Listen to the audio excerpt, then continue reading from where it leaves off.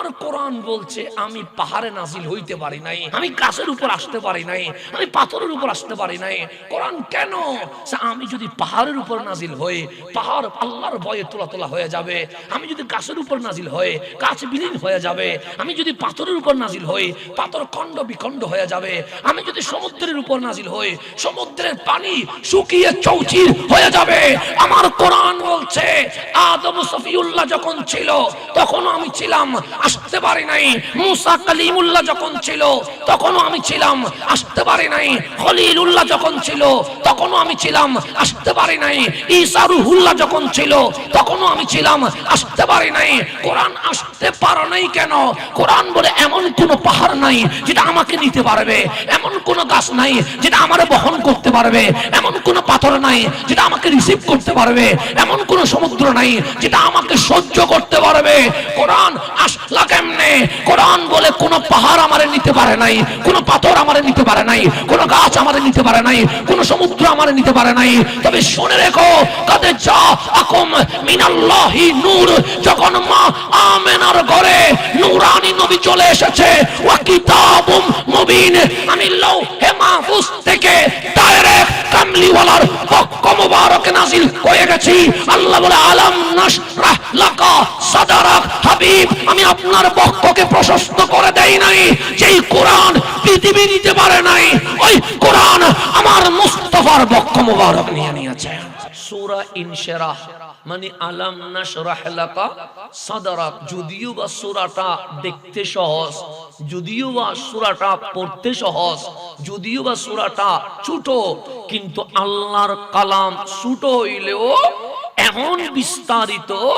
আজকে 1500 বছর চলে গেছে, কোটি কোটি তাফসীরের বই বের হয়েছে, কিন্তু মুফাসসিররা এটা বলতে বাধ্য হয়েছে হাজারো তাফসীরের খণ্ড একদিকে, আল কোরআনের তাফসীর কি হতে পারে তা আল্লাহ এবং রাসূল ছাড়া আর কেউ জানে না। এটার নাম কোরআনুল কারীম। এত লং বিষয়। তাহলে আমরা যেহেতু পুরান মানুষ, নতুন হইলে ভূমিকার দরকার, পুরান হইলে আর ভূমিকার কোনো দরকার নাই। ডাইরেক্ট আমরা আলোচনায় প্রবেশ করব ইনশাআল্লাহ। আমার বিষয় সূরা আলাম নাশরাহ লাকা সাদরাক, সূরা ইনশিরাহ, এটা আমার বিষয়। আপনি যদি কোরআন খোলেন, কোরআনে অনেক নামের সূরা আছে না? নাই, আছে। প্রথম সূরা খুলবেন, নাম সূরাতুল ফাতিহা। দ্বিতীয় সূরা খুলবেন, নাম সূরাতুল বাকারা। এইভাবে করে সূরা খুলবেন, নাম সূরা আলে ইমরান। আরো সূরা খুলবেন, সূরা আল মায়েদা। আরো সূরা খুলবেন, সূরা তাওবা। আরো সূরা খুলবেন, সূরা নিসা। কিন্তু এমন কিছু সূরা আছে আমার মালিক অন্য কোন আলোচনা করে নাই, ওই সূরার ভেতরে শুধুমাত্র আমার নবীর শান বর্ণনা করে দিয়েছে। যেমন সূরা কাউসার, আল্লাহ এটা আমার নবীর শানে নাজিল করেছে। এইভাবে করে সূরা ওয়াদ-দুহা তা আমার নবীর শানে নাজিল করেছে। সূরা ওয়ান-নাজমি ইযা হাওয়া তা আমার নবীর শানে নাজিল করেছে। এই সূরা আলাম নাশরাহ লাকা তা প্রথম থেকে শেষ পর্যন্ত আমার আল্লাহ হাবিবুল্লাহর শানে রাসালাতের উপর নাজিল করে দিয়েছে। তাহলে নবীকে আল্লাহ এত ভালোবাসে, এক দুইটা আয়াত নয়, এক দুইটা সূরা নয়।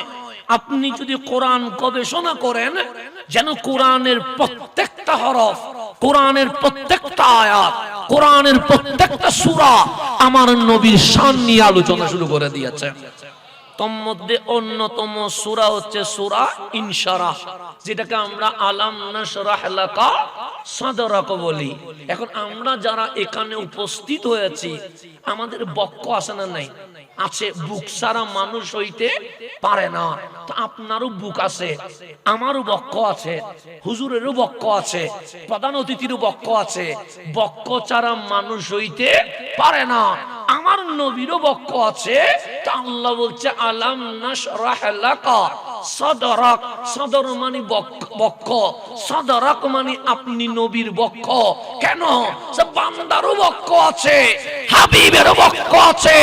সকল মানুষের বুক এক পাল্লায় রাখলে হাবিবুল্লাহর বক্ষ মোবারক, আরেক পাল্লায় রাখলে আমি মাওলা সৃষ্টি জগতের মধ্যে হাবিবুল্লাহর বক্ষ মোবারককে সবচেয়ে দামি করে দিয়েছে।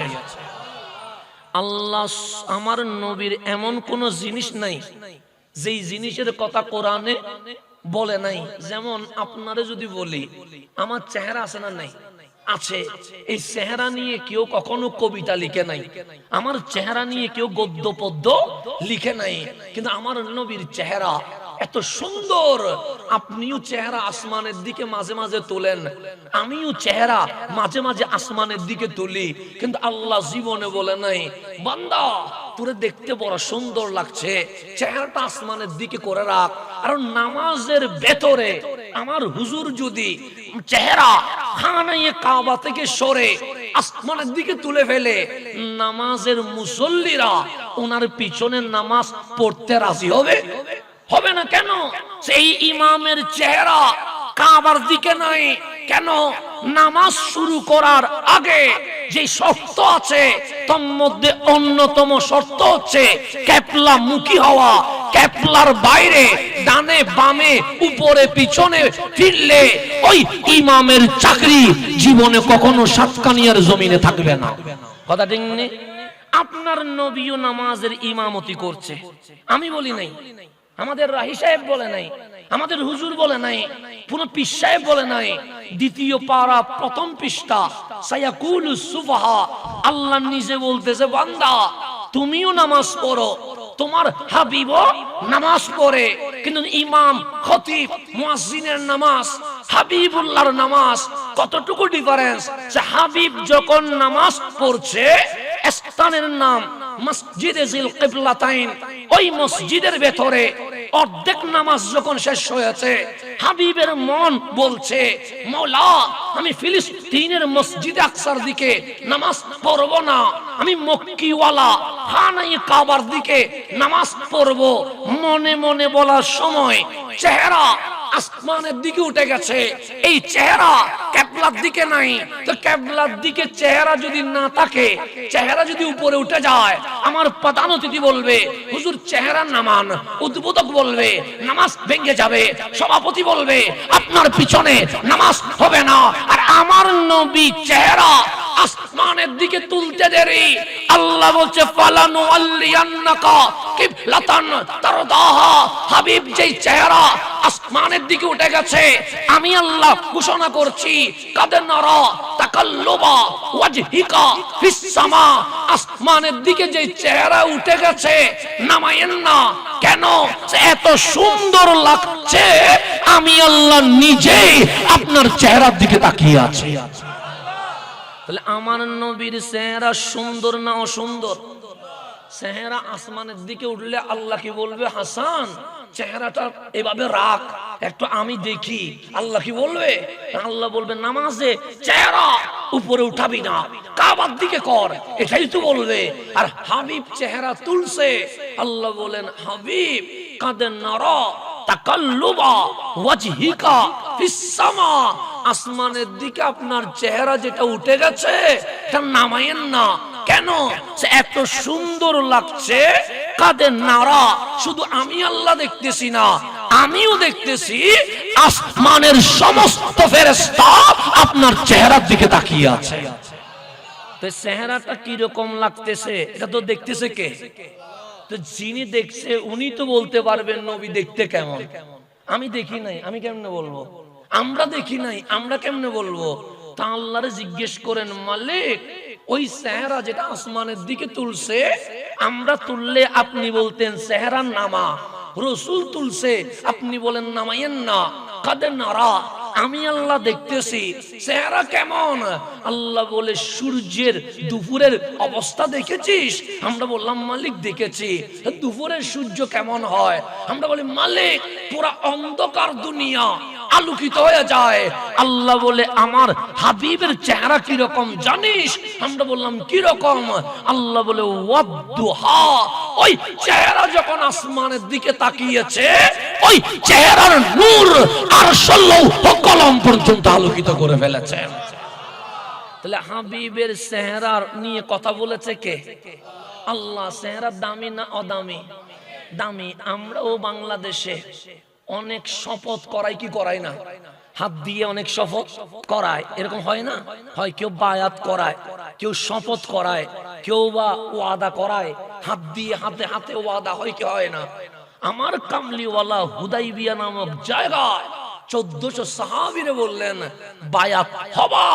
সবাই বললেন খুশনসিব, যদি কামলিওয়ালার হাত উপরে থাকে, আমাদের হাত যদি নবীর সাথে থাকে, এর চেয়ে সৌভাগ্য এই জমিনে আর হইতে। তো আমার নবীজি ডান হাত মুবারক উপরে তুললেন। 1400 সাহাবী বাই সিরিয়াল আমার নবীর হাতের নিচে কি রাখলেন? হাত রাখলেন। কামলিওয়ালা বললেন সাহাবী আমার সবাইকে হাত দিয়েছে? সবাই বললেন ইয়া রাসূলুল্লাহ দিয়েছে, ইল্লা ওসমান, একজনে দেয় নাই, নাম তার ওসমান যুন্নুরাইন। কেন? উনি তো মক্কায় আপনি পাঠিয়েছেন।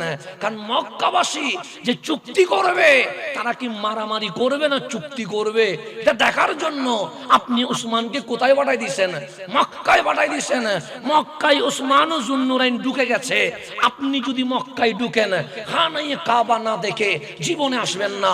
আপনি যদি মক্কায় ঢুকেন, কাবা তাওয়াফ না করে জীবনে আসবেন না। আপনি যদি মক্কায় ঢুকেন, হাজরে আসওয়াদ চুমু না দিয়া জীবনে বাংলাদেশে আসবেন না। আপনি যদি মক্কায় ঢুকেন, এখানেও মসজিদ আছে, মক্কায়ও মসজিদ আছে, ওই মসজিদ আর এই মসজিদ কখনো এক হইতে পারে না। কেন? সাতকানিয়ার মসজিদে নামাজ পড়লে যে সওয়াব হবে, আমার নবী বলে কাবার চত্বরে মসজিদে হেরেমে নামাজ পড়লে এক রাকাতে 1 লক্ষ গুণ সওয়াব আরো বেশি হয়ে যাবে। দামি না অদামি? তো রাকাতে 1 লাখ পাওয়ার উপরে আপনি 3.5 চলে আসবেন? জীবনে সম্ভব? ওসমান যুন্নুরাইন যখন মক্কায় ঢুকে গেছে একলা, সবাই শত্রু, সবাই বললেন ওসমান মারহাবা, আপনার সাথে মক্কাবাসীর কোনো ঝামেলা আপনার নবীর সাথে আছে। আপনি দানবীর, আপনি দয়ালু, আপনার ইহসান মক্কাবাসী কখনো ভুলতে পারবে? আপনি উসমান লা তাখাফ, ভয় পাইয়েন না, আমরা আপনার মেহমানদারি করব। একদিন কেন, যদি 1 মাসও থাকেন, আমরা মক্কাবাসী প্রস্তুত আছি আপনার খেদমত করার জন্য। ওই তো কাবা দেখেন না, ওসমান যুন্নুরাইন কাবার দিকে তাকাচ্ছে না। তাওয়াফ করেন না, তো তাওয়াফ করব না। সেটা হেরেম, নামাজ পড়েন না, সেইখানে নামাজ পড়ব না, নবীর পিছনে পড়ব। সবাই বললেন ওগো ওসমান, কাবার জন্য কামলিওয়ালা 1400 সাহাবী নিয়া হুদাইবিয়াতে থেমে গেছে, আমরা আটকায়া দিয়েছি। আর আপনি উসমান রে আমরা বলছি তাওয়াফ করেন, করবেন না কেন? উসমান যুন্নুরাইন বলে আমি যদি কাবারের সামনে নিই, আমার নবী পিঠে হয়ে যায়, পিছনে হয়ে যায়। উসমান নবীরে পিছনে দিয়ে কাবা সামনে নিবে না। সেই দিন কাবায় তাওয়াফ করব যেদিন আমার নবী আমার সামনে থাকবে। নবী সারা তাওয়াফ করব।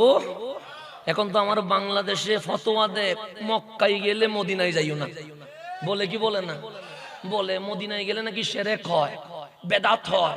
আর উসমান যুন্নুরাইন বলছে এই মক্কার কাবা যদি সামনে নি, হুদাইবিয়াতে যে রাসূল বসে আছে, রাসূল আমার কি হয়ে যায়? পিঠ হয়ে যায়, পিঠ হয়ে যায়। নবীরে পিঠ দিয়া আমি কাবা সামনে নিব, এটা হতে পারে না। কেন? সে কাবারের সামনে নিলে নামাজ হয়, নবীরে পিছনে দিলে ঈমান চলে যায়। কেন? নামাজের কিবলার নাম কাবা, ঈমানের কিবলার নাম রাহমাতুল লিল আলামিন। কথা ঠিক কি না? হযরত ওসমান যুন্নুরাইন বলে আমি কাবারের সামনে নিতে গেলে নবী কি হয়ে যাবে? পিঠ হয়ে যাবে। আমি নবীরে পিঠ দিয়া লাব্বাইক আল্লাহুম্মা লাব্বাইক বলতে পারবো না। তোমরা নবীরে বাধা দিবা আর আমারে বলবা তাওয়াফ করো, জীবনে হবে না। সেদিন তাওয়াফ করব যেদিন আমার নবী পিছনে না, উসমানের সামনে থাকবে। সেদিন আমি কি করব? তাওয়াফ। তাহলে উসমান যুন্নুরাইনের ফতোয়া হচ্ছে কাবা সামনে নিতে গেলে নবী যদি পিঠ হয়ে যায়, কাবা ছেড়ে দাও, আগে নবী নাও। কেন? নবী রাজি হইলে কাবাও রাজি, কাবার মালিকও রাজি হয়ে যাবে। আর যদি কাবা নিতে গিয়ে নবী পিঠ হয়ে যায়, ঈমানই চলে যাবে। তখন তাওয়াফ দিয়ে কি করবা? কাবারে তখন সামনে নিও যখন কাবারও কাবা কামলিওয়ালা তোমার সামনে থাকবে। নবী বাদ দিয়ে কাবা নয়, নবী বুকে নিয়ে কাবা।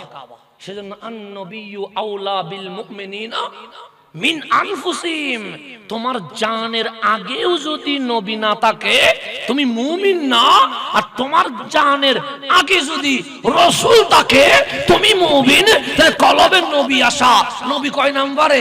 1 নম্বরে। এরপর কাবা নেন, তাওয়াফ হয়ে যাবে, হজ হয়ে যাবে। আর নবী বাদ দিয়ে তাওয়াফ করলে তাওয়াফ হবে? এটা উসমান যুন্নুরাইনের ফতোয়া। তো উসমান যুন্নুরাইন কাবার মধ্যে না ইশকের পরিচয় দিচ্ছে। রাসূল তো হুদাইবিয়াতে, আমার নবী বলে কে বলে উসমান নাই? উসমান তো মক্কায়। আমার নবীজি নিজের বাম হাত মোবারক তুলে ডান হাতের নিচে দিয়ে বলছে এটা আমার হাত, আমার বাম হাত, এটা আমার না, এটা আমার উসমানের হাত। কে বলে উসমান নাই? উসমান এখানে আছে।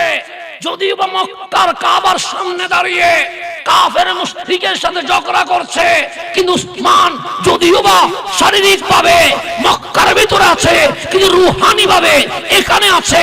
কেন? আমার নবীর প্রেমিক নবী থেকে দূরে নয়, আমার নবীর প্রেমিক নবীর কাছেই থাকে। কথা ঠিক কিনা?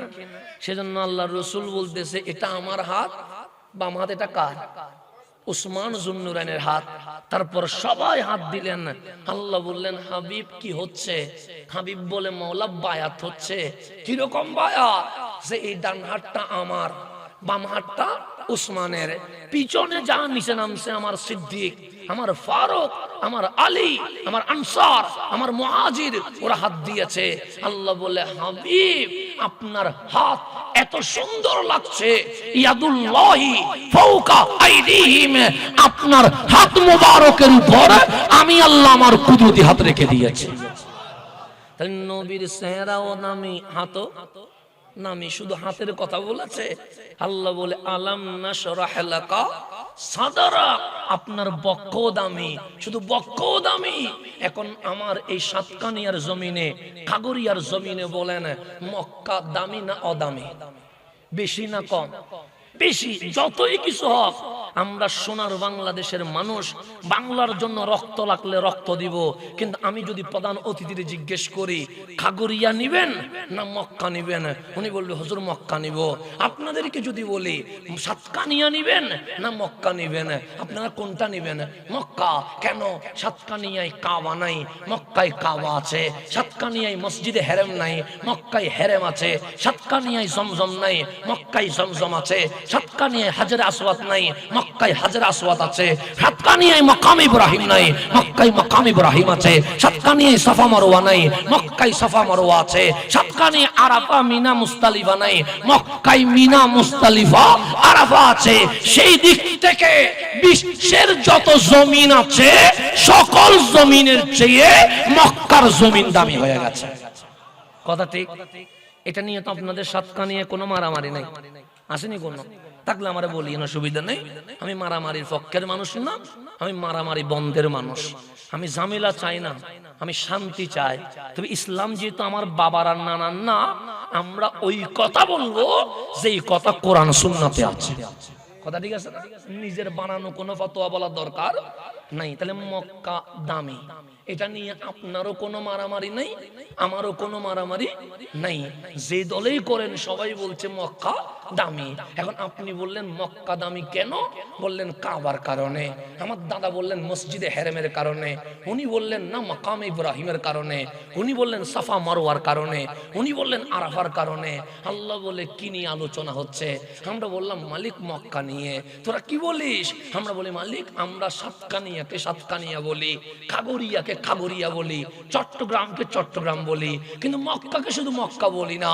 মক্কা এত দামি, আমরা বলি মক্কাতুল মুকাররমা, মক্কা শরীফ বলি। আল্লাহ বলে কথা ঠিক আছে তো? পৃথিবীতে যত জমিন আছে সকল জমিনের চেয়ে মক্কা দামি। কিন্তু কেন দামি? আমরা বলি মালিক কাবার কারণে, মিনার কারণে, মুজদালিফার কারণে, আরাফার কারণে, সাফার কারণে, জমজমের কারণে, মাকাম ইব্রাহিমের কারণে। আল্লাহ বলে আমি বলবো। আমরা বলি মালিক আপনিই তো বলবেন, কারণ মক্কাকে আমরা দামি করি নাই, আপনিই তো দামি করেছেন। আল্লাহ বলে শোন, লা উকসিমু বিহাযাল বালাদ, মক্কার কাবা আগেও ছিল কিন্তু মক্কার কসম করি নাই, হেরেম আগেও ছিল মক্কার কসম করি নাই, আরাফা মিনা মুজদালিফা সাফা মারওয়া আগেও ছিল কিন্তু মক্কার কসম করি নাই, জমজম মাকাম ইব্রাহিম হাজারে আসওয়াদ আগেও ছিল কিন্তু মক্কার কসম করি নাই। মালিক তাহলে মক্কা কেন দামি? আল্লাহ আনতা হিল্লুম বিহাযাল বালাদ, হাবিব আপনি নবীর কসম কেন যে মা আমিনার রহিম মুবারক থেকে আপনার কদম যখন মক্কার জমিন ছুঁয়ে গেছে, আপনার কদম এই মক্কাকে সবচেয়ে দামি করে দিয়ে দিয়েছে। মাঝে মাঝে বন্যা হয় না, বন্যা হয় না, হয় ফটিকছড়িতেও বন্যা হয়, ফেনীতেও বন্যা হয়, সিলেটেও, সাতকানিয়াতে হয়েছে না কিছুদিন আগে, সাতকানিয়াতে হয়েছে, ঘর বাড়ি কি হয়ে গেছে, ভেঙে গেছে, অনেকে চুলা নষ্ট হয়ে গেছে, ৩-৪ দিন বাপ কি এই জিনিস সুখে দেখে নাই। তো আমি ভাবি কি আল্লাহ চট্টগ্রামে এত নিয়ামত দিচ্ছে কেন? আল্লাহ আযাব দে কম, নিয়ামত দে বেশি, এটা কারণ কি? তখন আমি বুঝেছি বন্যার সময় যখন এই সাতকানিয়ার জমিনে এসেছি, অনেক বুড়া মা 2 দিন খাইতে পারে নাই, হালকা বিস্কিট আর মুড়ি খাইছে। যখন জিজ্ঞেস করলাম কেমন আছেন, ভেতর থেকে মা উত্তর দিচ্ছে আলহামদুলিল্লাহ ভালো আছি। আমার কাছে মনে হয়েছে এই আলহামদুলিল্লাহ ডাক মালিকের কাছে এত পছন্দ হয়েছে, মালিক চট্টগ্রামের উপর আযাব কমিয়ে দিয়ে দিয়েছে। পানির বন্যার ভিতরেও মানুষ আলহামদুলিল্লাহ বলছে। আমি সাতকানির আছে, আমি তো জানি, সাতকানির আমি দেখেছি মানুষ সবাই, যাকে জিজ্ঞেস করেছি কেমন আছেন, কেউ বলে নাই খারাপ আছি, কেউ বলে নাই 3 দিন না খাই থাকছি, এটা পরে বলছে, কিন্তু আগে বলছে আলহামদুলিল্লাহ হুজুর ভালো আছি। এই ভালো আছি আলহামদুলিল্লাহ এই শব্দ যেমন বান্দার কাছে পছন্দ হয়েছে, তেমন বান্দার মালিক মাবুদের কাছে কি পছন্দ হবে না? অবশ্যই হবে। আল্লাহ যেন এই ঈমান আমাদের কিয়ামত পর্যন্ত ইস্তেকামত থাকার তৌফিক নসিব করেন। তাহলে আমার নবীর চেহারা দামি কি না দামি? দামি। আমার নবীর বডি মোবারক দামি না অদামি? শুধু তাই নয়, আল্লাহ বলছে ওয়া আনতা হিল্লুম বিহাদাল বালাদ, হাবিব আপনার পায়ের পাতা মোবারক এত দামি, এই পা মোবারক যেখানে লেগেছে, মক্কায় লেগেছে, এটা মক্কাতুল মুকাররমা হয়ে গেছে, ইয়াসরাবে লেগেছে, ইয়াসরাব নাই, এটা মদিনায়ে মুনাওয়ারা হয়ে গেছে। সেজন্য কিছু আলেম বলেছে, কিছু আলেম বিরোধিতা করেছে, এরকম না, ইত্তেফাকাল উলামা, সকল আলেম 1500 বছর ধরে সবাই একমত হয়ে গেছে বাংলাদেশের চেয়ে মক্কা দামি, ফিলিস্তিনের চেয়ে মক্কা দামি, আমেরিকার চেয়ে মক্কা দামি, কানাডার চেয়ে মক্কা দামি, মদিনার চেয়েও মক্কা দামি, সব রাষ্ট্রের চেয়ে মক্কা দামি, এতে কোনো সন্দেহ নাই। তবে ইত্তেফাকাল উলামা, সবাই একমত হয়ে গেছে যেই জায়গায় আমার নবী আরাম করছে, রওজায়ে আতহার, আমার কামলিওয়ালার রওজা মুবারক কাবার চেয়েও দামি, মক্কার চেয়েও দামি, লৌহ কলম আরশের চেয়ে দামি হয়ে গেছে। এটা নিয়ে কোনো মারামারি নেই। আবার মিলাদুন নবী নিয়ে হয়তো 2 গ্রুপ থাকতে পারে, কিন্তু নবীর রওজা যে কাবার চেয়ে দামি, মক্কার চেয়ে দামি, লৌহ কলম আরশের চেয়ে দামি, এটা নিয়ে কোনো ঝামেলা। সেজন্য আমরা আহলে সুন্নাত ওয়াল জামাত বলি, মক্কায় যদি কাবা থাকে, মদিনায় কাবারও কাবা আছে। কেন? নবীর রওজা এটা কিসের চেয়ে দামি? তো যেটা কাবার চেয়ে দামি, এটা কাবারও কাবা হবে না? এটাই তো বলছি ইত্তেফাকাল উলামা। এটা নিয়ে কোনো অমুক দল তমুক দল নাই, সবাই 1500 বছর একদল হয়ে গেছে যে নবীর রওজা সবচেয়ে দামি। এখন আসেন আমার নবীর এক একটা অঙ্গ নিয়ে আমার মালিক কোরআনে আয়াত নাজিল করেছে। কখনো নবীর এলম নিয়ে কোরআনে আয়াত নাজিল করেছে, কখনো নবীর কান্না নিয়ে আল্লাহ আয়াত নাজিল করেছে, কখনো নবীর হাসি নিয়ে আল্লাহ আয়াত নাজিল করেছে, কখনো নবীর কথা বলা নিয়ে আয়াত নাজিল করেছে, কখনো নবীর চুপ থাকা নিয়ে আল্লাহ আয়াত নাজিল করেছে, কখনো নবীর বসা থাকা নিয়ে আল্লাহ আয়াত নাজিল করেছে, কখনো নবীর হাঁটা নিয়ে আল্লাহ আয়াত নাজিল করেছে, কখনো নবীর বিয়ে করা নিয়ে আল্লাহ আয়াত নাজিল করেছে, কখনো নবীর মক্কা থেকে মদিনা যাওয়া নিয়ে আল্লাহ কোরআন আয়াত নাজিল করেছে, কখনো বা মেরাজে যাওয়া নিয়ে আয়াত নাজিল করেছে, কখনো দুনিয়ার সফর শেষ করে উখরবি সফরে রওনা হবে এটা নিয়ে আল্লাহ আয়াত নাজিল করেছে। শুধু তাই নয়, যখন আপনি আমি নফসি নফসি করব, তখন আমার নবী কি করবে এটা নিয়ে আল্লাহ বলছে আসা আইয়াবআসাকা রাব্বুকা মাকামান মাহমুদা। যেদিন সবাই নফসি নফসি করবে সেদিন হাসরের ময়দানে হাবিবুল্লাহ মাকামে মাহমুদ প্রধান অতিথির আসনে বসে থাকবে।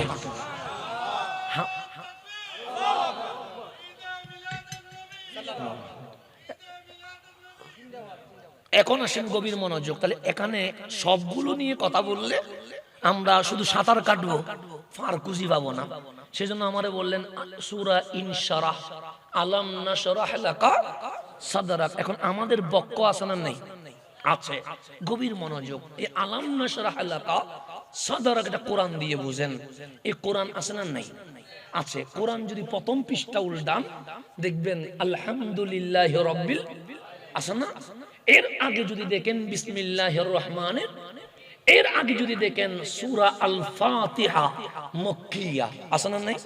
আছে। আর দ্বিতীয় পৃষ্ঠায় যদি আসেন তখন দেখবেন বিসমিল্লাহির রহমানির, এর উপরে আছে সূরা আল বাকারা মাদানিয়া। তাহলে এইটা কোরআন কি বলছে? কোরআন বলছে আমি দুই ভাগে বিভক্ত, কখনো আমার নাম মক্কিয়া, কখনো আমার নাম মাদানিয়া। তো এটা কি আমার বানানো কোনো কিতাব? সাতকানিয়ার জমিনে কোন মুহাদ্দিসে লিখছে? কোন মুফাসসিরে লিখছে? আল্লাহ বলছে না, যালিকাল কিতাবু লা রাইবা ফি। বক্তার বক্তব্যে ভুল হইতে পারে, মুফাসসিরের তাফসীরে ভুল হইতে পারে, মুহাদ্দিসের হাদিস ব্যাখ্যায় ভুল হইতে পারে, ডাক্তারের চিকিৎসায় ভুল হইতে পারে, ইঞ্জিনিয়ারের ড্রয়িং এ ভুল হইতে পারে, অ্যাডভোকেটের মামলায় ভুল হইতে পারে। ভুল হয় না এমন কিছু বলা যাবে না। আর আল্লাহ বলছে যালিকাল কিতাবু লা রাইবা ফি। সব কিছুতে যখন ভুলে ভরা, আমার কিতাবে কোনো ভুল নাই। কেন? তা মানুষের রচনা নয়, তা আমি আল্লাহ নিজেই এই জমিনে পাঠিয়ে দিয়েছি। সেজন্য আল্লাহ চ্যালেঞ্জ করছে যালিকাল কিতাবু লা রাইবা ফি। এটা কয়শো বছর গেছে? এখন 1500 বছর গেছে। বরাবর 1500। আপনি হিসাব করে দেখেন, তাহলে কোরআন জমিনে আসছে 1500 বছর। এখন আপনি সাতকানিয়াতে হিসাব করেন, 100 বছর আগের সাতকানিয়া, 100 বছর পরে সাতকানিয়া, আগামাতা মিল আছে নাই? অনেক পরিবর্তন হয়ে গেছে, অগাট ঘাট হয়ে গেছে। আমার তো আশ্চর্য লাগছে, এখানে সব দেখতেছি চাষের জমিন, কিন্তু মাঝখানে কি উঠে গেছে? বিল্ডিং উঠে গেছে। কত সুন্দর বিল্ডিং! কোথায়? চাষের জমির মাঝখানে। তাহলে পরিবর্তন হয়েছে নাকি পরিবর্তন হয় নাই? কত সুন্দর মসজিদ! 30 বছর আগে এরকম মসজিদ ছিল? মসজিদ ছিল হয়তোবা টিনের, না হলে বেড়া, না হলে গুদামের, না হলে ইটের করলেও ছোট। কিন্তু এমন মসজিদ বানাইছেন সাতকানিয়ার খাগড়িয়ার গ্রামের ভেতরে, দেখে মনে হচ্ছে এটা আর গ্রাম নাই, যেন শহরে রূপান্তরিত হয়ে গেছে। কথা ঠিক না? আপনি দাখিল মাদ্রাসা এখানে হওয়া স্বপ্নের বিষয়, কিন্তু দাখিল মাদ্রাসা হয়ে গেছে কোথায়? খাগড়িয়া নামক গ্রামের ভেতরে। তাহলে পরিবর্তন হয়েছে কি হয় নাই? 100 বছর আগে চিকিৎসা ছিল একরকম, 100 বছর পরে চিকিৎসা হয়েছে আরেক রকম। এখন ট্রাফি চলে আসছে। 20 বছর আগে কোন ট্রাফি ছিল না। 100 বছর আগে বিল্ডিং ছিল একরকম, এখন বিল্ডিং বানাইতে হয়, ফাইলিংস করতে হয়, কত কিছু করতে হয়। তাহলে বিল্ডিং আগের মতো হয় না, চিকিৎসা আগের মতো হয় না, ডাক্তারি আগের মতো হয় না, রাজনীতি আগের মতো হয় না, বক্তব্য আগের মতো হয় না, সবগুলো চেঞ্জ হয়ে গেছে। তা আল্লাহ বলছে বান্দা, ডাক্তারি বই একটা নে, 100 বছর আগে, 100 বছর পরে দেখবি বই 100 বছর আগে আর পরে কোনো মিল নাই। বিজ্ঞানের বই নে, 100 বছর আগে বলবে নবমণ্ডলে অক্সিজেন নাই, উপরে যাওয়া যায় না। 100 বছর পরের বিজ্ঞান কল বলবে তোমার বাহন, তোমার রকেট সেকেন্ডে বিদ্যুতের চেয়ে গতি যদি বেশি হয় তুমি উপরে যেতে পারবা। কথা একবার বলে না, একবার বলে হ্যাঁ, দেখবে চেঞ্জ হয়ে গেছে। ইঞ্জিনিয়ারের ড্রয়িং দেখো, দেখবে চেঞ্জ হয়ে গেছে। বাংলাদেশের সংবিধান দেখো, 54 বছরে কয়েকবার চেঞ্জ হয়ে গেছে। আইন দেখো, এই আইন কতবার চেঞ্জ হয়েছে তার কোনো হিসাব আছে? আমি সামান্য এই যে আমার থিসিস কাজ করতেছি বাল্য বিবাহ, চাইল্ড ম্যারেজ, মানে ছোটকালে কি করা, বিয়ে করা। এটা বাংলাদেশ স্বাধীনতার পর থেকে আজকে পর্যন্ত 54 বছর 55 বছরে পড়তেছে, 55 বছরে একটা আইন, বাল্য বিবাহ, ছোটকালে কি করা, বিয়ে করা, এই আইন বাংলাদেশে 6 বার চেঞ্জ হয়েছে। কয়বার? আইন কয়টা? একটা বাল্য বিবাহ, ছোট একটা জামিলা, বেশি কোনো জামিলা না, ছোট বয়সে বিয়ে করা। এটা বাংলাদেশে গবেষণা করতে করতে আজকে পর্যন্ত কয়বার চেঞ্জ হয়েছে? 6 বার। 6 বার চেঞ্জ হওয়ার পরেও 7ম বারে আবার বলছে এটা বিজ্ঞানসম্মত হয় নাই, সমাজের সাথে পারফেক্ট হয় নাই, তা আবার চেঞ্জ করা লাগবে। একটাই বাল্য বিবাহ স্বাধীনতার পর থেকে আজ পর্যন্ত 6 বার চেঞ্জ হওয়ার পরেও সমাধান হয় নাই। 7ম বার চেঞ্জ করার কি হয়েছে? প্রস্তাব হয়েছে। তা আমার আল্লাহ বলে 54 বছরে একটাই যদি 6 বার লড়ে যায়, 1500 বছরে বিসমিল্লাহর বা আলিফ হয় নাই। এই 1500 বছরে কোরআন চেঞ্জ না হওয়া, ইসলাম হক, নবী হক, আল্লাহ হক, এটার প্রমাণ হয়ে গেছে। যদি এটা না হয় কইতো, এটা কি হইতো? সূরা ফাতিহা মাঝখানে ঢুকে যেত, সূরা নাস সামনে চলে আসতো। কেন? কারণ যেটা ধ্বংস হয়ে যায় তার নড়ে সরে। আমরা ছিলাম বাচ্চা থেকে হয়ে গেছে কি কৈশোর, কৈশোর থেকে হয়ে গেছে যুবক, যুবক থেকে এখন এদিকে সাদা হয়ে যায়, দাড়ি একটু একটু করে সাদা হওয়া শুরু হয়েছে। 40 যখন পার হবে তখন মোটামুটি বৃদ্ধের কাতারে চলে যাব। 50 যখন পার হবে তখন একটু পিঠটা কি হয়ে যাবে, সোজা থেকে বাঁকা হয়ে যাবে। এখন চেঞ্জ আসে না নাই? ছিলাম মাটির সাথে, এখন উঠে গেছি উপরে। আল্লাহ বলে চেঞ্জ হওয়া মানে কুল্লু নাফসিন যায়কাতুল মউত, মরি যাওয়া, ধ্বংস হয়ে যাওয়া। সেজন্য আল্লাহ বলছে ইজা জুলজিলাতিল আরদু জিলজালাহা। দুনিয়া যেহেতু চেঞ্জ হয়, ধ্বংস হয়ে যাবে, কিন্তু কোরআন কখনো চেঞ্জ হয়েছে? হয় নাই। সেজন্য আল্লাহ বলে চেঞ্জ না হওয়া, এটাই প্রমাণ করে ইসলামও হক, নবীও হক, কোরআনও হক, লা ইলাহা ইল্লাল্লাহ এটাও হক। এটা আল্লাহ কি দিয়েছে? চ্যালেঞ্জ দিয়েছে। সেজন্য 1500 বছর চলে গেছে, কোরআন কোনো চেঞ্জ হয়েছে? কতজনে জ্বালাই দিছে, কতজনে মাটির ভিতর ঢুকাই ফেলছে, কতজনে পানির মধ্যে ফেলে দিয়েছে, কিন্তু কোরআনের এক পৃষ্ঠা সামনেও আসে নাই, এক পৃষ্ঠা পিছনেও যায় নাই, বা তা হয় নাই, তা সা হয় নাই, সা নুন হয় নাই। আল্লাহ বলে এটাই প্রমাণ করছে আমার নবীও হক, আমার নবী যে কোরআন নিয়ে আসছে এটাও হক। কথা ঠিক নেই? এখন আসেন, কোরআন কয় প্রকার বললাম? 2 প্রকার, মক্কিয়া, মদনিয়া। কেন প্রকার? আসমানি কিতাব আগেও ছিল কি ছিল না? ছিল। তাওরাত আছে, ইনজিল আছে, জবুর আছে, 100 সহিফা আছে। এগুলোর কিছু অংশ বিশেষ এখনো দুনিয়াতে আছে, আবার কিছু পরিবর্তন হয়ে গেছে। যেমন তাওরাত পরিবর্তন হয়ে গেছে, ইনজিল পরিবর্তন হয়ে গেছে, ওরা মানুষ চেঞ্জ করে ফেলেছে। এগুলোর নাম দিয়েছে ওল্ড টেস্টিমেন্ট, নিউ টেস্টিমেন্ট। এগুলা যদি উল্টান দেখবেন কোনো প্রকার নাই, কিন্তু কোরআন উল্টাইলে দেখবেন আছে মক্কিয়া, আছে মদনিয়া। কিন্তু প্রকার কেন? তখন আমার কোরআন বলছে তুমি কি আগের আসমানি কিতাবের ইতিহাস জানো? আমরা বলি জানি তো। কি জানো বলো? আমরা বললাম তাওরাত নাজিল হয়েছে তুরে সাইনা নামক পাহাড়ের উপরে, ইনজিল নাজিল হয়েছে মিশরের এক বিশাল গাছের তলায়, জবুর নাজিল হয়েছে সমুদ্রের কিনারায়। এভাবে কোন কিতাব পাহাড়ের উপরে, কোন কিতাব পাথরের উপরে, কোন কিতাব গাছের কাছে, কোন কিতাব সমুদ্রের কিনারায়। কিন্তু আমার কোরআন বলছে আমি পাহাড়ে নাজিল হইতে পারি নাই, আমি গাছের উপর আসতে পারি নাই, আমি পাথরের উপর আসতে পারি নাই। কোরআন কেন? আমি যদি পাহাড়ের উপর নাজিল হই, পাহাড় আল্লাহর ভয়ে তোলা তোলা হয়ে যাবে। আমি যদি গাছের উপর নাজিল হই, গাছ বিলীন হয়ে যাবে। আমি যদি পাথরের উপর নাজিল হই, পাথর খণ্ড বিখণ্ড হয়ে যাবে। আমি যদি সমুদ্রের উপর নাজিল হই, সমুদ্রের পানি শুকিয়ে চৌচির হয়ে যাবে। আমার কোরআন বলছে আদম সফিউল্লাহ যখন ছিল তখনও আমি ছিলাম, আসতে পারি নাই। মুসা কালিমুল্লাহ যখন ছিল তখনও আমি ছিলাম, আসতে পারি নাই। খলিলুল্লাহ যখন ছিল তখনও আমি ছিলাম, আসতে পারি নাই। ঈসা রুহুল্লাহ যখন ছিল তখনও আমি ছিলাম, আসতে পারি নাই। কোরআন আসতে পারে নাই কেন? কোরআন বলে এমন কোন পাহাড় নাই যেটা আমাকে নিতে পারবে, এমন কোন গাছ নাই যেটা আমারে বহন করতে পারবে, এমন কোন পাথর নাই যেটা আমাকে রিসিভ করতে পারবে, এমন কোন সমুদ্র নাই যেটা আমাকে সহ্য করতে পারবে। কোরআন আসলা কেমনে? কোরআন বলে কোন পাহাড় আমারে নিতে পারে নাই, কোন পাথর আমারে নিতে পারে নাই, কোন গাছ আমারে নিতে পারে নাই, কোন সমুদ্র আমারে নিতে পারে নাই। তবে শুনে রেখো, কাদে জাআকুম মিনাল্লাহি নূর, যখন মা আমেনার ঘরে নূরানী নবী চলে এসেছে, ওয়া কিতাবুম মুবিন, আমি লৌহে মাহফুজ থেকে ডাইরেক্ট কামলিওয়ালার পক্ষ মোবারক নাজিল হয়ে গেছি। আল্লাহ বলে আলাম নাশরাহ লাকা সাদরাক, হাবিব আমি আপনার পক্ষকে প্রশস্ত করে দেই নাই। যেই কোরআন পৃথিবী নিতে পারে নাই, ওই কোরআন আমার মুস্তাফার পক্ষ মোবারক নিয়ে নিয়েছে। আমরা আল্লাহওয়ালা নবীওয়ালা, আল্লাহওয়ালা ওয়ালিওয়ালা, আমাদের কাছে সব আছে।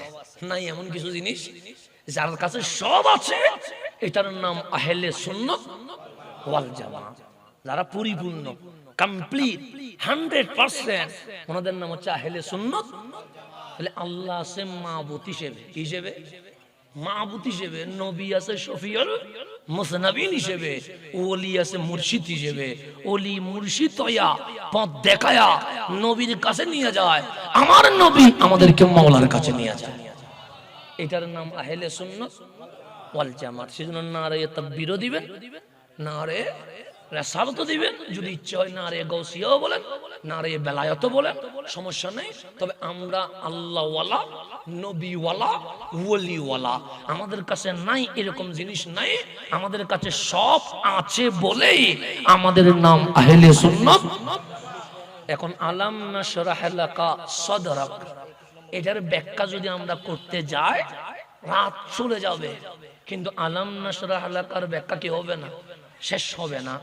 এক নম্বর ব্যাখ্যা হচ্ছে, যেই কোরআন কেউ নিতে পারে নাই, পৃথিবীর কোন অংশই নিতে পারে নাই, এই কোরআন জিনার পক্ষ নিয়েছে, ওনার নাম রহমতুল্লিল। আল্লাহ বলছে আলাম নাশরাহ লাকা সাদরাক, হাবিব আমি কি আপনার বক্ষ বিশাল করে দেই নাই, প্রশস্ত করে দেই নাই? যেই লৌহে মাহফুজের কোরআন কখনোই আসার মতো জায়গা পাই নাই, সেই লৌহে মাহফুজের কোরআন আপনি আসতে দেরি, লৌহে মাহফুজে থাকতে পারে নাই, লৌহে মাহফুজ থেকে আপনি নবীর বক্ষ মোবারকে চলে এসেছেন। সেজন্য কোরআনের নাম মক্কিয়া, কোরআনের নাম মাদানিয়া। কেন? যদি পাহাড়ের উপর আসতো তাহলে এই নাম হইতো না, যদি বাজারে আসতো এই নাম হইতো না, যদি পাথরের উপর আসতো এই নাম হইতো না। কেন মক্কিয়া, কেন মাদানিয়া? যে আমি কোরআন নবীর পিছনে পিছনে কিভাবে ঘুরছি দেখো। নবী যখন গাড়ে হেরায় আমি তখন গাড়ে হেরাই, নবী যখন ঘরে আমি কোরআন ঘরে, নবী যখন মসজিদে আমি কোরআন মসজিদে, নবী যখন বাজারে আমি কোরআন বাজারে, নবী যখন জিহাদে আমি কোরআন জিহাদে, নবী যখন গাড়ে সুরে আমি তখন গাড়ে সুরে, নবী যখন মেরাজে আমি কোরআন মেরাজে, নবী যখন জমিনে আমি কোরআন জমিনে। আমার নাম মক্কিয়া, আমার নাম মাদানিয়া। নবী যখন মক্কায় আমার নাম মক্কিয়া, নবী যখন মদিনায় আমার নাম মাদানিয়া। এই দুইটার নাম দিয়ে বুঝাইতে লাগলাম, নবী কোরআনের পিছনে পিছনে ঘুরে নাই, নবী যেখানে যেখানে আমি কোরআন নবীর পিছনে পিছনে ঘুরে বেড়ে আছি। এটার নাম মক্কিয়া, এটার নাম মাদানিয়া। আলাম নাশরাহ লাকা, 2 নাম্বার তাফসীর। 1 নাম্বার গেল, আমরা 2 নাম্বারে যাই। হুজুর আস্তে আস্তে ইনশাআল্লাহ আমরা যতটুকু পারি ততটুকু গুছাই দিব ইনশাআল্লাহ। 2 নাম্বার তাফসীর।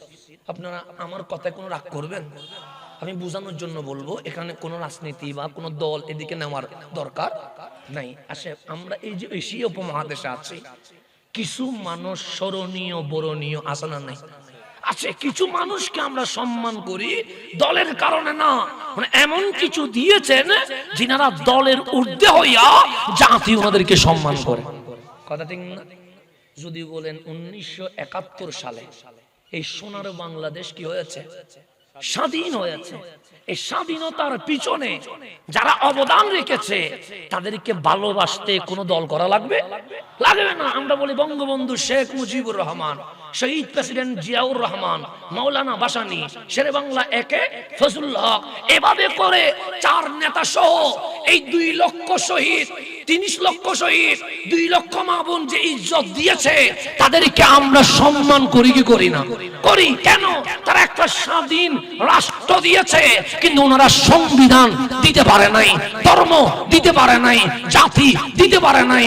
আবার আপনি যখন কাকড়াছড়ি, রাঙ্গামাটি, বান্দরবান চলে যাবেন, দেখবেন কিছু বৌদ্ধ তাদের ধর্ম প্রচার করছে, তাদের একটা ব্যাগ থাকে, ওই ব্যাগ যদি খুলেন কিছু জিনিস পাবেন, ত্রিপটক পাবেন, একজন ব্যক্তির ছবি পাবেন, তার নাম গৌতম বুদ্ধ।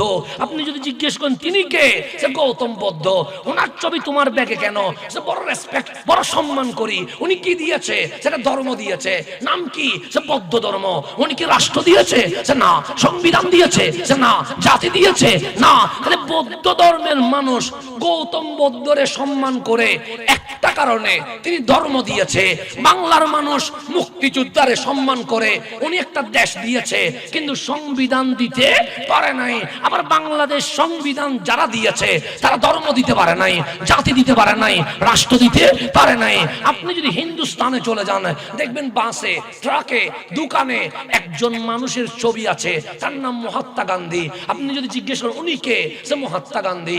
ওনাকে সম্মান করেন, হ্যাঁ উনি আওয়ার লিডার, আমাদের নেতা। উনি কি দিয়েছে? জাতি দিয়েছে। নাম কি? সে ভারতীয়। কিন্তু উনি ধর্ম দিতে পারে নাই, রাষ্ট্র দিতে পারে নাই, সংবিধান দিতে পারে নাই। এক এক মানুষ স্মরণীয় বরণীয়, কেউ রাষ্ট্র দেয়, কেউ ধর্ম দেয়, কেউ সংবিধান দেয়, কেউ জাতি দেয়, কিন্তু একসাথে রাষ্ট্র সংবিধান কেউ দিতে পারে নাই, ধর্ম জাতি কেউ দিতে পারে নাই। একজন একটাই দিবে। কেন? মানুষ অপরিপূর্ণ। একটা মানুষের পক্ষে রাষ্ট্র, ধর্ম, সংবিধান, জাতি একসাথে দেওয়া সম্ভব নয়। এটাই প্রমাণ করে মানুষ অপরিপূর্ণ। একজন মানুষ কখনো পরিপূর্ণ হইতে পারে, এটা কথা ঠিক কিনা?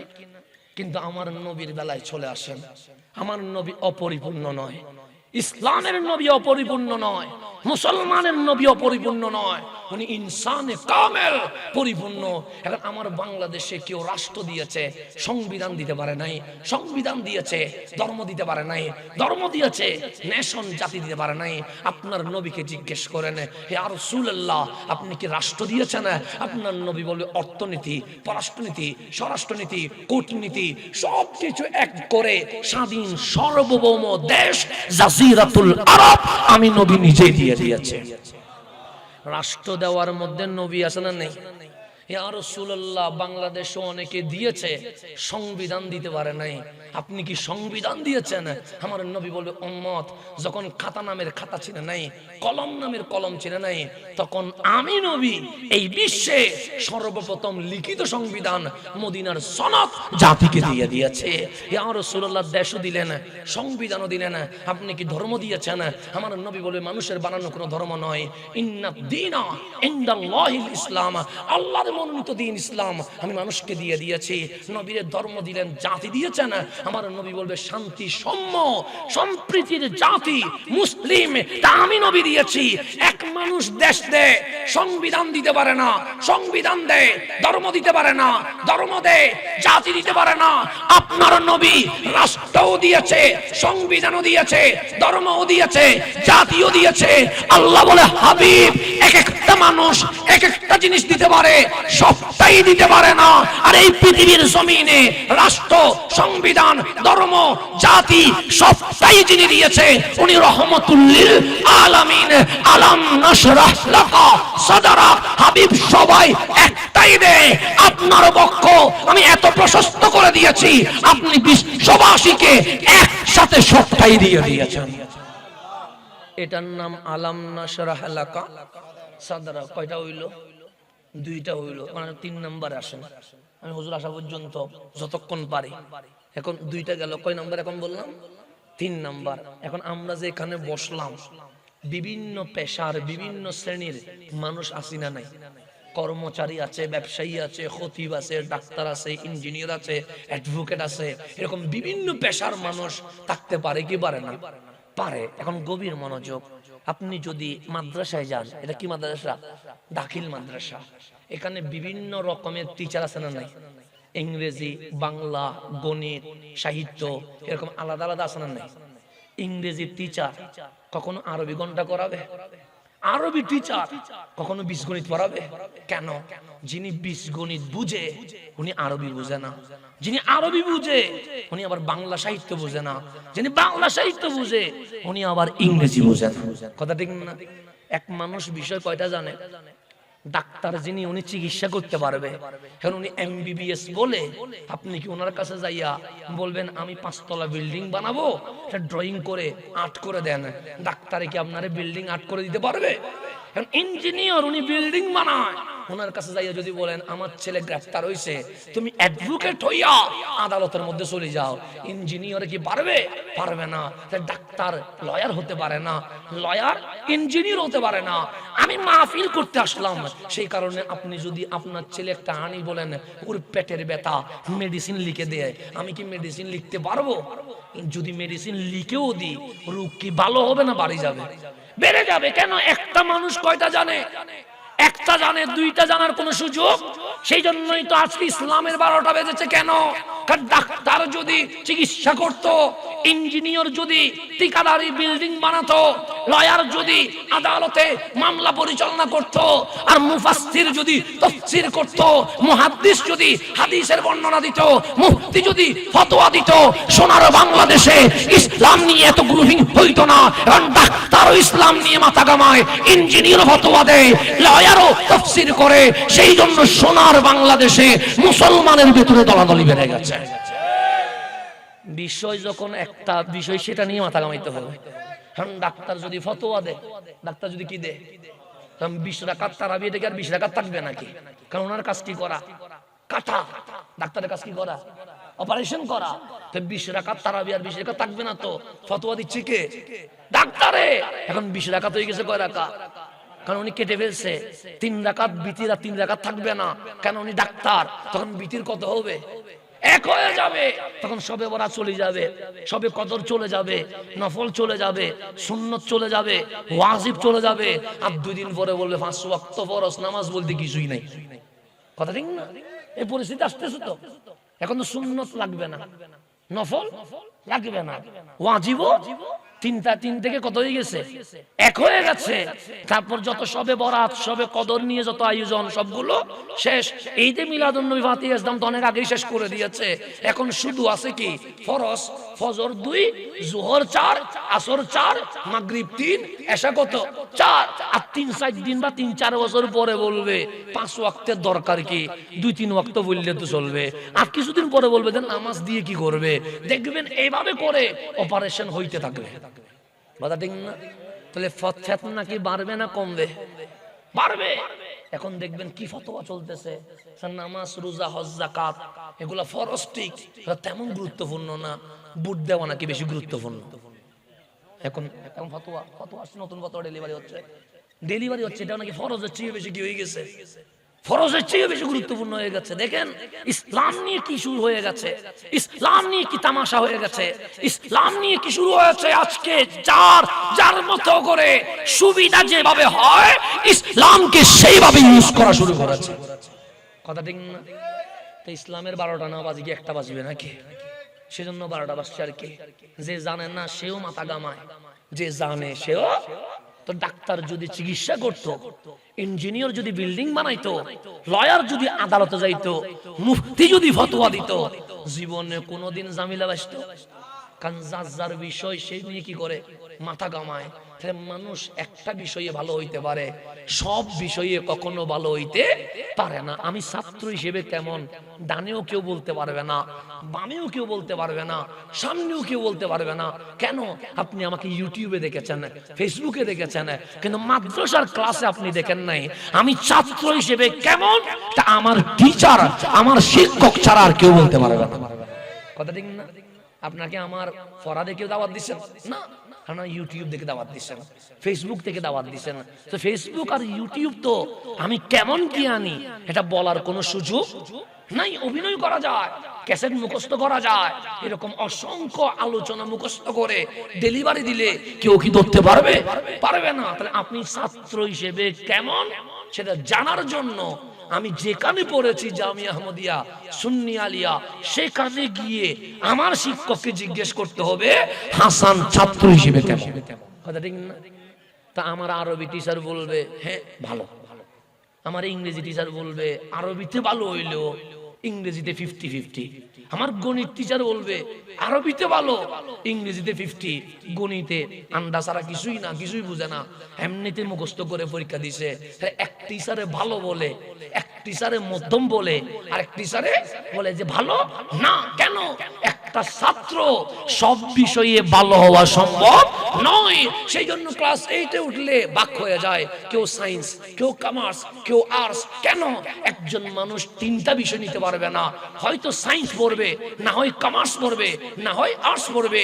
ইন্টার শেষ আরো বাক হয়ে গেছে, ইতিহাস পড়লে অন্য ফ্যাকাল্টিতে চলে যাও, এলএলবি পড়লে অন্য ফ্যাকাল্টিতে চলে যাও, মেডিসিন পড়লে অন্য ফ্যাকাল্টিতে চলে যাও। কেন?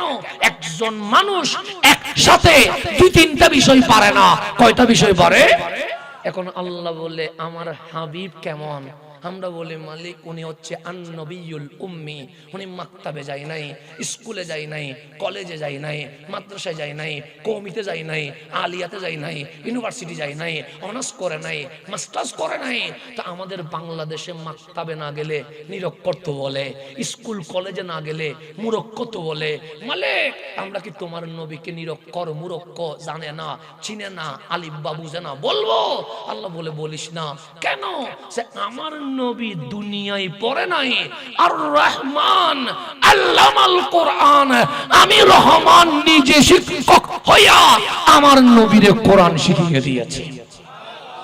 তাহলে আমার নবীকে শিখাইছে কে? আল্লাহ। গভীর মনোযোগ। আমি প্রথমে আসি বক্তা না। আমাকে কি আপনারা 5 বছর বয়সে বক্তা বানাই দিয়েছেন? 10 বছর বয়সে বানাইছেন? 15 বছর বয়সে? না, আমি আগে ছাত্র হয়ে ভর্তি হয়েছি, এরপর বক্তা। আমার বাবা প্রথমে অধ্যক্ষ নয়, আগে কি ছাত্র, এরপর অধ্যক্ষ। ডাক্তার আগে ডাক্তার না, পরে ডাক্তার, আগে কি ছাত্র। আমারও জন্ম হয়েছে, আমার আব্বারও জন্ম হয়েছে, আমার আব্বার উস্তাদেরও জন্ম হয়েছে, ওনাদের উস্তাদেরও জন্ম হয়েছে। আগে উস্তাদ নয়, আগে শিক্ষক নয়, আগে ডাক্তার নয়, আগে ইঞ্জিনিয়ার নয়, আগে লয়ার নয়, সবাই আগে ছাত্র, এরপর টিচার, এরপর ডাক্তার, এরপর ইঞ্জিনিয়ার, এরপর লয়ার। আর আমার রাসূল বলছে উম্মত আমি কেন স্কুলে যাই নাই জানো? আমি কেন মাকতাবে যাই নাই জানো? আমি ইউনিভার্সিটি কেন যাই নাই জানো? বুইস্তু মুআল্লিমান, সবাই ছাত্র হয়ে জন্ম নেয়, আমি নবী বিশ্বকুলের শিক্ষক হইয়া পৃথিবীর জমিনে তাশরীফ নিয়ে এসেছে। যিনি পৃথিবীতে এসেছেন এজ এ টিচার, একজন কি হিসেবে? শিক্ষক হিসেবে, শিক্ষক হিসেবে যিনি এসেছেন। আল্লাহ বলছে আর রহমান আল্লামাল কোরআন, রহমান কোরআন শিখাইছে কারে? আমার নবীরে। তো কোরআনে কি আছে? যে তিবিয়ানান লিকুল্লি শাই, প্রত্যেক জিনিস বিস্তারিত আছে। রাসূল কি জানে, রাসূল কি জানে না, এটা আমরা বলতে পারবো না, এটা আপনি বলতে পারবেন না। রাসূল কি জানে কি জানে না এটা বলতে পারবে রাসূলে পাককে যিনি শিখাইছে তিনিই বলতে পারবেন। কথা ঠিক না? আমি যদি বলি রাসূল আলিফ কিভাবে লিখে জানে না, আমার বলার অধিকার নাই।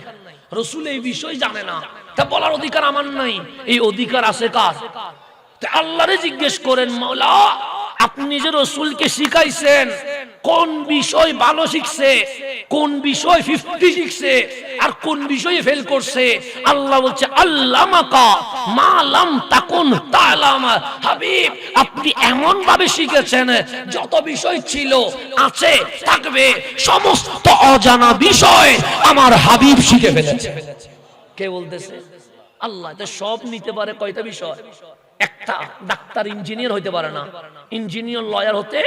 আল্লাহ বলছে আল্লামাকা মা লাম তাকুন তাআলাম, পৃথিবীর জমিনে একজন আছে যিনি সকল বিষয় একসাথে বক্কে নিয়ে নিয়েছে, ওনার নাম রহমাতুল লিল আলাম নাশরাহ লাকা সাদরাক। হাবিব কেউ ডাক্তার হয়, ইঞ্জিনিয়ার হতে পারে না, ইঞ্জিনিয়ার হয় লয়ার হতে পারে না, লয়ার হয় বক্তা হইতে পারে না, বক্তা হয় আলেম হইতে পারে না। কিন্তু আপনার বক্ষ আমি এত প্রশস্ত করে দিয়েছি, পৃথিবীর শুরু থেকে শেষ পর্যন্ত সমস্ত বিষয় আপনার বক্ষ মোবারক নিয়ে নিয়েছে। এটার নাম আলাম নাশরাহ লাকা। 3টা গেল। বাকি তো আরো অনেক সমুদ্র পড়ে আছে। আজকে এতটুকুই থাক। রব্বুল আলামিন আমাদের মাহফিলকে কবুল করুক, আমিন। আমি বাকি মাহফিল হুজুরের কাছে ওয়াকফ করে দোয়ার দরখাস্ত রেখে এখানেই শেষ করছি। আসসালামু আলাইকুম ওয়া রাহমাতুল্লাহি ওয়া বারাকাতুহু।